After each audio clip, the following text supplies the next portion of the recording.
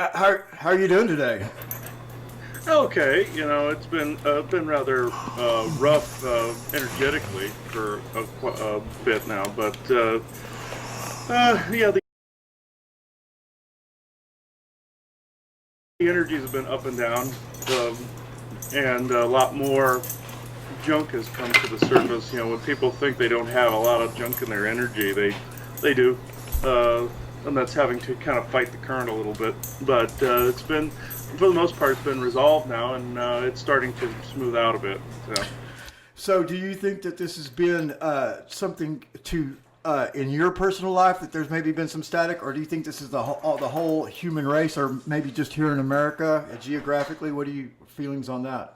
I believe it's global because other people. I've looked at random comments on Facebook, and every time I'll look at random comments to see if I can see a pattern of something that's more globally based, and people have been coming across the same symptoms where they're lost feeling, or they're depressed, or in like a stagnation, or they're in a they don't know how to proceed. They're kind of in this like limbo, this state, and that's been popping up everywhere, where people say they have erratic emotions for no reason. It's been popping up all over the globe. And if you look at just random people on Facebook, people you don't even know, that's a good way to gauge, where you can get like a mean average of what's going on. Okay, now I didn't have this prepared. This is totally based on what you're saying right now, but something very bizarre happened to me yesterday, and that's because my new company, we are finally just having really good success, whereas they're getting these big contracts and everything. And our partner, who I've known for 33 years, basically almost cussed me out yesterday. It just really got on my butt, and it just blew me away because, life 101, when things are going great, that's not the time you piss in the punch or whatever. And it just really, there must be a connection because this guy is really reserved and everything like this, but he was just really under a lot. Even though entities can do that, it's this energy that's doing this. Even though it's emitting from some people, it's some. Think of it this way: say if you have some junk in your energy that's not being resolved, or something in the past that's not being resolved somewhere, could be even past life stuff that you don't know about too, that it's all compiling here. If it's not being released, it's making this tension. And if you're not recognizing it, or it might be a trait that you've used for a long time that no longer serves now. It might be an energy you've used now that no longer serves, or even a history that no longer serves at the moment. And it could be smashing up against you, like you're being smashed against a door or window or something. And it could be pretty distracting until it's resolved. Right. And that might be the way to resolve it. Yeah, I really like that, Christopher. And it's so synchronistic because here after a while, as we get into the show, I did want to read a couple of pages to you from something that Rudolf Steiner said. Of course, he died in 1924. And addresses basically what you just said. So, I mean, this is so synchronistic. It's blowing me away. But I guess let's go ahead and get started. How about that? Yeah, that's good. All right. Well, I'll tell you what. We're looking all around. We looking up and down. Welcome to another exciting episode of You Don't Know. You don't know, huh? So don't act like you do. Because then something bad might happen to you. And I'm talking to you. Oh. Christopher S. Jacobs, thank you for joining me, sir. Thank you, Ian, for having me on again. I know it's been a while. It really has. I think it's been a couple of months, and there for a while we were going almost every month. Yeah, it's because it's been pretty rough energetically. We've been in more of a depressive state and more of a limbo like state. And we've been running into a lot of people that have not necessarily backstabbed us a little bit, but also were toxic energies in our life that we didn't realize were, and we had to basically reassess what was going on in our life, and basically why we started doing what we were doing. When we started doing this, we started to get more clientele and more sales, things of that nature. Things started to tank, and we didn't realize why. And I had a feeling it was an entanglement somewhere with something toxic, and ended up being people this time. So we had to cut them loose. I just literally cannot believe you're even saying that, because everything you've said since we've been talking for the last few minutes is I've been totally resonating with.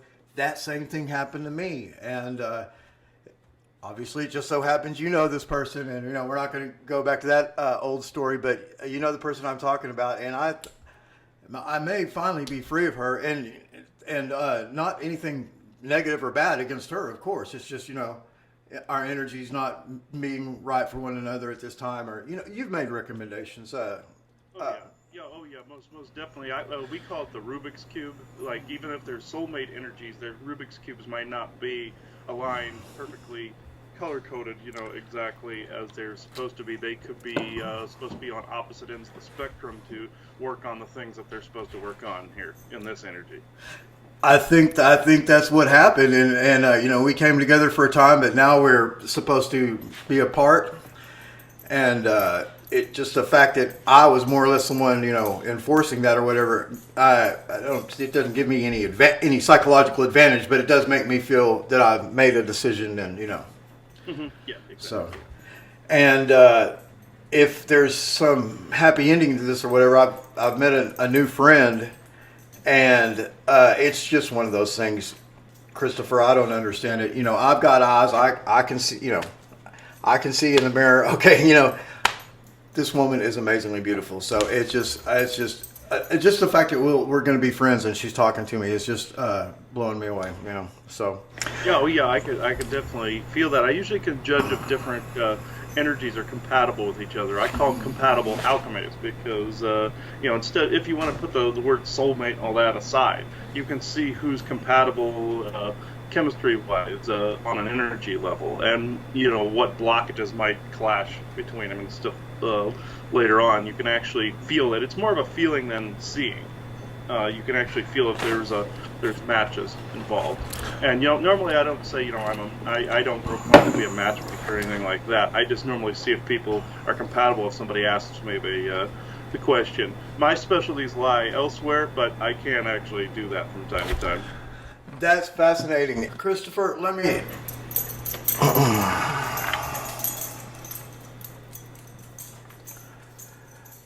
me show that to you a little bit later. It's really all I was going to show you was just a brochure of my, or one of the brochures, because it's got a picture of my partners and everything. Anyway, I was just going to, but yeah, there's been so many struggles in business, and there just is anyway. In the last few years, really longer than that. And I'm just pinching myself. It's a lot of times, you get in streams, you get in currents, or you get in the right profession. And we're doing flooring. And the guy I'm partnered up with is absolutely one of the best flooring experts in the whole state of Texas. Oh, okay. And so we made the websites and did all this different stuff, and it just takes a little bit to things to click or whatever. And you get that first job, and then it's just gangbusters. Oh yeah. Especially since you told me recently you got out of a hole that you were in very recently. This actually makes sense why one would end and another one would take off. You got something that's come to its resolution, and the energy's been transmuted and changed forever there. It then opens up your timeline, or opens up you to be on the most optimum timeline. Think of the other stuff that was going on as an old timeline, an old pattern, or something that you've already resolved, and now you're on to the next thing. That's right. That was a different life. Even just only a few months ago, and it was killing me. I think you knew the whole time that it was just literally killing me. And I feel so much better now. Oh yeah, I can tell. Especially if you're in like a bit of distraction like that. And I was asking why you were going through that, and it's because I was told you had to end an old cycle and transmute an energy there. That now that you've done that, now that you're moving on to the next thing. Right.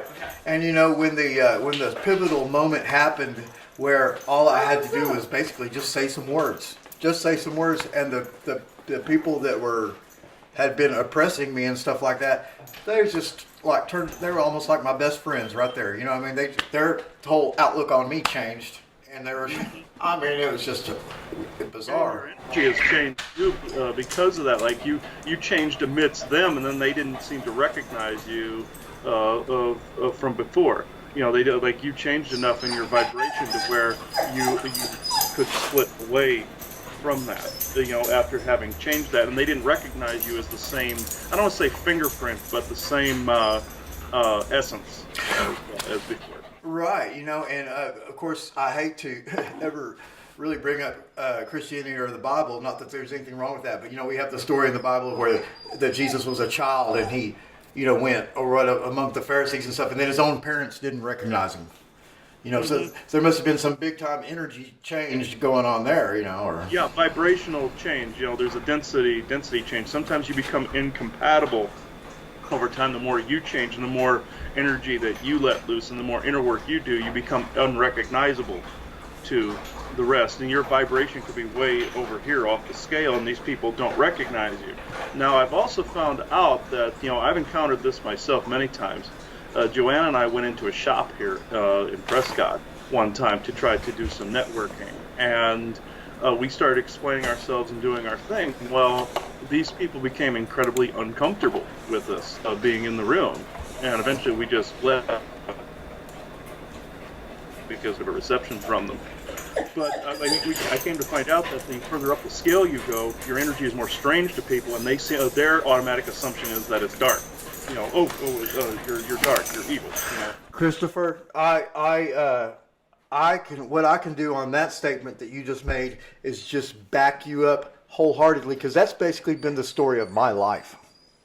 I've always had a real high and a real unique, maybe even bizarre energy or something like that. And yes, people are scared of the unknown and stuff like that. And I absolutely, not everybody likes me, you know, even though I try to be polite and everything like this. And then some... Yeah, I try to be too, yeah. And, you know, but some people might even be like psychic or see energies and not even realize it. And it's just their mind goes to some, oh, it's a terrorist. Oh, it's a bank robber. Oh, it's somebody in a... That's out there, you know, that people have, or that mindset that people are in. They're comfortable at a certain plateau, and if something exceeds that plateau, they're like, oh no, you know, this is where the template of what we know is. We don't know what that is. That's completely foreign to us, you know. And I've run into that multiple times throughout my life too. You know, being a paranormal investigator before I did any of this. I was in good old Bible Belt, Nebraska before Arizona, and that, I ran into some of these like hardcore Bible pumping people all the time that said I was going to hell and all this other stuff. You know, like, oh, you're evil, doing the devil's work. Ran into all that, and so it's been interesting. But I've been running into less and less of that as I've been going along. I've been running into more like-minded people as I've been going along. Especially probably when your world travels, you know, getting out and doing your the readings and stuff and the work that you do going abroad. I mean, that's really a hallmark in your career is when you start doing that. Oh yeah, Japan. Yeah, when we went to Japan, we ran into a couple people that were like-minded. I mean, you know, a lot of the Japanese people hadn't heard of the material that we brought to the table. You know, we started talking about the secret space program, doing all that stuff, and had never heard of it. Their YouTube was completely isolated from ours. There were no videos there. So we learned a trick to put Japanese kanji in the AdWords at the bottom, so it started appearing over there on their YouTube, and it started working. Oh, fascinating! Yeah, you know, the secret space program is just one of the most fascinating concepts, and obviously it's real. What I can't get wrap my head around is it physically real, or is it like in another dimension, or is it astral, or is it all of the above, or are the spaceships nuts and bolts? You know, no, it's all of the above. Actually, from what I understand it, there's people that have had their consciousness removed from them and put in different bodies, and then there's some that have been de-aged. And I found out I fall under all of these categories: time travel, interdimensional, all of that. See, what they do is they'll take the consciousness out of the body, or take the person, the whole person, you know, take them back, take them to another timeline or another area, or even on Earth. I've noticed it could be out in the galaxy or on Earth, but they can also loop you back around and put you back exactly where they took you. The concept of 20 and back. Yes, yeah, and I've experienced a lot of this. I still have jumbled memories that they're not all completely ordered, but as more time passes, the more my brain starts to reintegrate some of these, and I'll have dreams where I know something actually occurred, that my subconscious filters it back into my conscious mind in the dream state, and I'll relive the memory no matter how bad or how good it is, and then as long as I acknowledge it as real, my energy stays clean. If I try to push it away, because if it's something too horrible to look at, I'll be like this. My energy level starts to drop considerably, starts to completely drop until I acknowledge that what I was looking at was 100% legit. It didn't matter where it was or when it was. As long as I acknowledged it as real, I can always put it on a timeline at some other point. I can say, okay, this was here. My brain reintegrates it like a file cabinet. And as I'm putting these memories, it could be one from back here, it could be one from over here, here. My brain is trying to put it back and quantify it with my life here, and it sometimes clashes because there could be false memories in the way. There could be since it was on a different timeline, you could be paralleling that version of yourself and connect quantumly to that, and that's where you're getting the memories as they're actually taking place too. That's another thing that takes place. I did the math at one point, and I found out one of my 20 and backs was when I was 8 years old. There were a couple things going on. Like, I have memories that stretch clear back to World War II, I came to find out, but I'm trying to put these together. So I've come to the conclusion I've also had de-aging at the same time I did one of the consciousness removals. I got double whammied in that area. I've been trying to figure that out. Okay, now your mother is still alive, and you speak with her often, I understand. And the thing is, so if you maybe were from back then, maybe they did that to her too. Maybe she's older, or Oh yeah, and my father as well. Yeah, both of them are still around. So yeah, I have memories of my father being back in that time as well. Mm-hmm. I didn't see my grandfather, I saw my father. At first I thought I was getting genetic memory from the lineage, but atavistic memories, yeah. Yeah, I thought that's what I was getting at first, but then I was seeing myself as me. I was looking in a mirror, or I would see myself and see my memories. I'm like, this is me. This is not my ancestral line. This is me. And so I have a hard time putting it on this timeline. And also, what was interesting, from 1988, that's when I was 8 years old, as this version of myself that I know of. I was 8 years old. And I have memories of nurses telling me, oh, you get to live a second childhood now.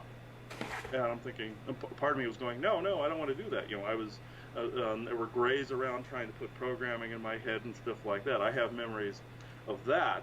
But also 20 years to that day is when memories are supposed to come back. 20 years out, 20 years heal. It mirrors like that. So 20 years later, it was 2008. And that's when a lot of crap started happening in my life. I got robbed at gunpoint. A year after that is when I got hurt. And I was harassed by authorities, cops, all of that in between there, trying to distract me. I even had my memory wiped by Men in Black in between that period of time, in 2008, 2009, somewhere in between there. I have memories that started to come back. What they were trying to do is they were trying to check me to see if I was starting to remember or not at the 20-year mark. And I didn't start really remembering more until 10 years after that. So it was they delayed it another decade. They were trying to delay the inevitable. It's a matter of quantum physics. What you take automatically comes back after a certain time. It mirrors. Mm-hmm. It's a symmetry. It's a certain symmetry that takes place, and it's automatic. It's physics. So they can't exactly fight that.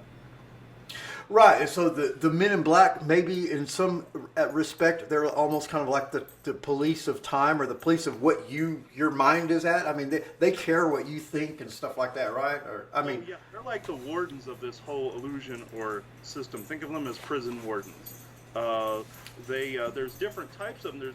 There's some that are AI aligned and some that are human and reptilian aligned too. But the one I ran into was reptilian aligned. That was in Tempe, Arizona, back in I believe in 2009.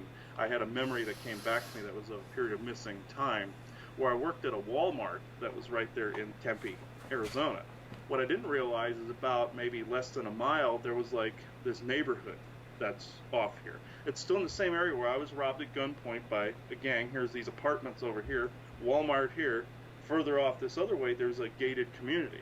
I found out underneath that gated community is a military base. And they disguised it. It's a facade that's on top. And I have memories of being taken down there and interrogated for what I remembered. And that was the missing time block. Wow. Okay, that's heavy. That's a lot to take in. And once again, we're having this synchronicity because, Christopher, this big contract, I'm not going to give any numbers or anything like this, but this big, the other day I got 2 contracts, and one of them we're doing right now, and it's big. But this other one is an ongoing contract, but it's in Killeen, Texas. Killeen, Texas is the home of Fort Hood, the American military base, which is the largest military base in the world. It's the largest air base in the world. It's in Texas, right here, less than an hour away. And I am the first contract. It's all bathrooms is what we're doing. And so the first one we start Monday, and that's actually at a Lutheran church hospital, Advent hospital. So you have the religious programming in there. But then, yes, we're going to be doing some bathrooms on base. And so, it's kind of the take the good with the bad. It's like, yeah, I got all these great contracts. Oh, yeah, but they're on a military base. What's really going on, Anyway, yeah. So, yeah, I'll definitely be on the lookout for any missing time or, if I come back to do an interview and I'm like, yeah, that does not compute. You can tell me, hey, man. Wrong. Yeah. Oh, yeah.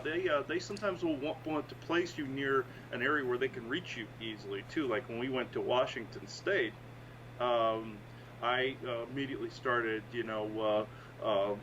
having these memories of military doing things to us while we were there. Same thing was when we were in North Carolina. It was the same thing. They were keeping tabs on us. It was exactly the same thing. Didn't happen in Japan.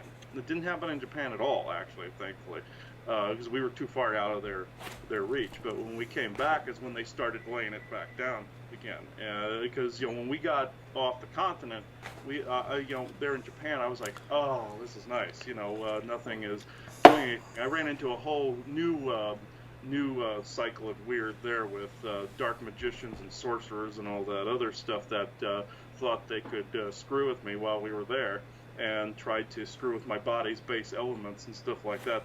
Tried to use elemental magic and stuff on me, and all of a sudden I noticed that my genetic memory was starting to adapt and re-knit itself back together, like there was like an automatic template that was put back in place. And then they left me alone after that. They noticed I had a natural immunity to some of their magic. After they injured me from it, I started to heal automatically from it, and they're like, okay, we'll leave him alone now. Yeah, man, that's so interesting you bring that. I've experienced things like this too, and I've related a couple of those experiences, and I like the way you put it, kind of maybe a natural defense or a natural immunity. Recently, and I don't know if there's any truth to this, but Solomon had these daimonic, I don't want to, you might call them demonic, whatever, the diamonds, spirits that he somehow got seized control of their will and forced them to build these work for him. You know what I'm saying? And somebody expressed that idea to me recently. It's the first time I ever heard that. I've got a little cadre or a little team of I don't know, little trolls or something. You're talking about the jinn, yeah. That with King Solomon and the jinn, yeah. I've looked quite heavily into jinn histories and stuff like that, just to see, because I've been attacked by jinn before, so I wanted to know, basically to know your enemy, what are their weaknesses, strengths, and everything, where are they in history, and I found them everywhere.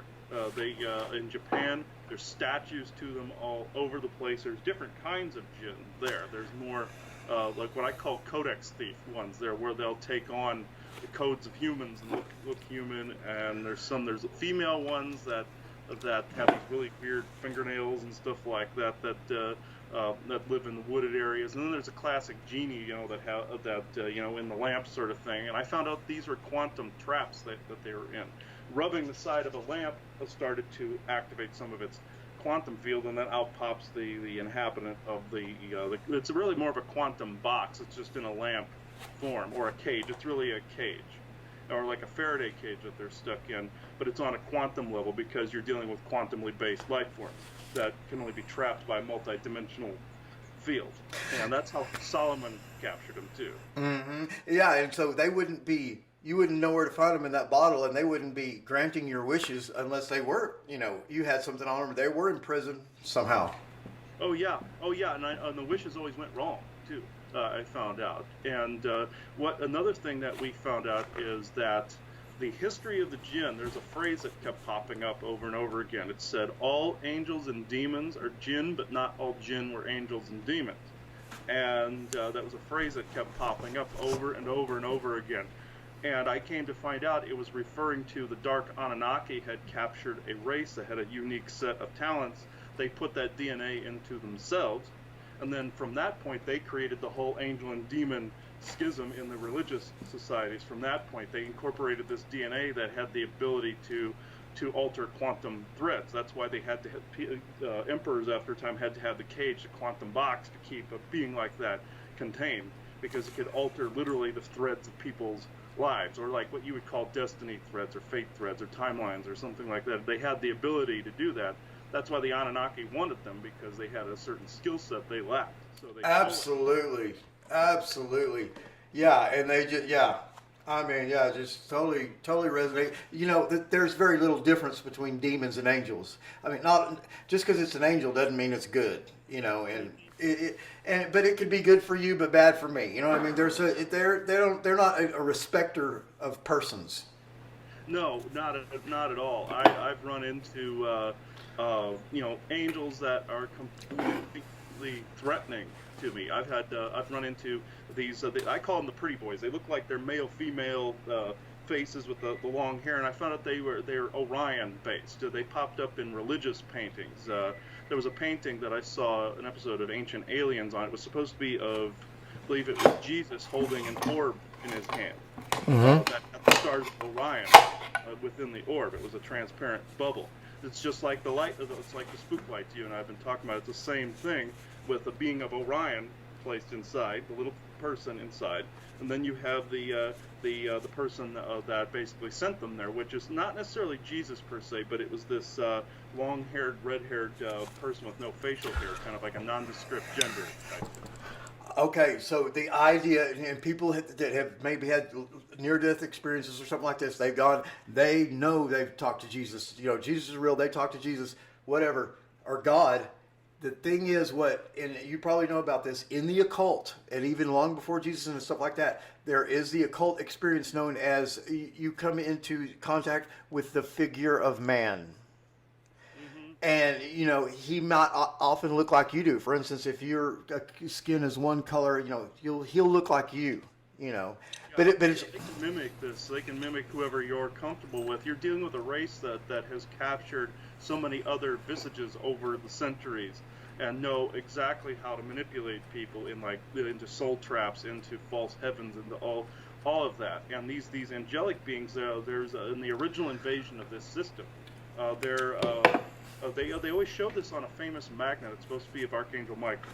And there's a famous magnet my mother has on her refrigerator of an angel with a sword stomping on what was supposed to be Satan. Well, if you look at the original picture, it's basically a giant. It's basically a Scandinavian giant that is being stomped into the ground, and this is an archon that is stomping them into the ground. You're so going there. Wow. I mean, archons, giants, Archangel Michael. I mean, yeah, we're blowing the lid on all of this, right? I mean, I found out it was all flipped from what people saw. So Lucifer not necessarily wasn't the bad guy to start with. He became it because he got assimilated by the AI. Yeah, I knew you were going to say that. Yeah, man.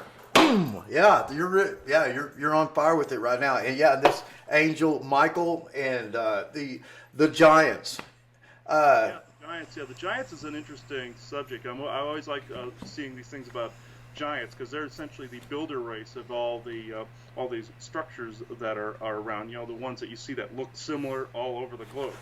They're the ones that actually help make it. You got 30-foot tall people, you know, building these things that little tiny people couldn't possibly. Absolutely. They're huge. Yeah, and the doors are 60 feet tall and stuff like that. Yeah, and you're dealing with giants. You know, there was a giant I ran into. He called himself Benavi. He looked like an African person, and I came to find out he had not only some lizard DNA, but he had fish DNA. And he was one of the ones that interacted with the Dogon tribe in Africa, and he was like an 80-foot tall, you know, black guy basically. Yeah, and then there's Dagon, the fish god, or Oannes, you know, the fish god who came and taught men this, you know, and was it a fish costume or was he, you know, what was really going on? But that fish, you know, that's motif. The DNAs that the Anunnaki assimilated after a while. They started growing different traits. That's where you get octopi from. You get the long-headed. That's where you get octopus from. They actually stole DNA from another planet, combined it with their own DNA, and dumped it here. So that's where you get the long skulls, the elongated skulls. Long skulls. They few of them had. There are some good ones I've run into. Very few, but I've run into some good long skulls. Like we looked at a bit of history. I can't remember where we saw this show on. We were just compelled to look at this. It had to do with Stonehenge, and it had to do with a group of long skulls that were found around Stonehenge. Yes. I thought for a moment that it was regular humans revolting against the Dark Anunnaki. That's what I thought at first. But I got this overwhelming, sad feeling from this, like they weren't the bad guys. And I looked at this, and I just there was this skeleton they were showing of this long skull that was laying in the dirt. This woman that was laying in the dirt. You could see there was an axe wound from a right-handed person on the back of her head. But I'm looking at this, and it was regular humans that killed him. And they were. Oh, I'm sorry. No, yeah, they were corralled up. They were killed 1,000 at a time.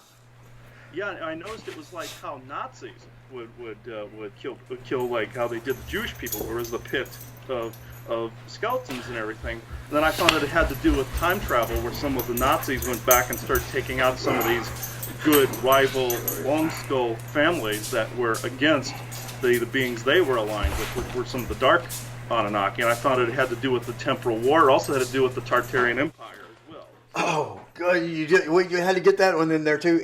And Christopher, archaeological evidence backs up what you just said, because Maria Wheatley has, and the archaeologists have found evidence of what you just described, as it was the human beings who eradicated these long skulls, and the truth is there may still be some left. It also had to do with the revolt in Ireland against the Tuatha De Danann too. It was the same thing. The Irish, what we call the Irish now, revolted against what was the King Line, which was the Tuatha De Danann. At the time, I found it was the exact same thing. Were they had long skulls? The Tuatha. Some did. I noticed some did. Some just had more hair and had more of a glowing appearance to them. But some of them had this. Some of them looked like elves, like we know of as elves, where they didn't have the longest skull. They just had pointed ears like Spock from Star Trek. You know, and I've noticed that a majority of the Tuatha are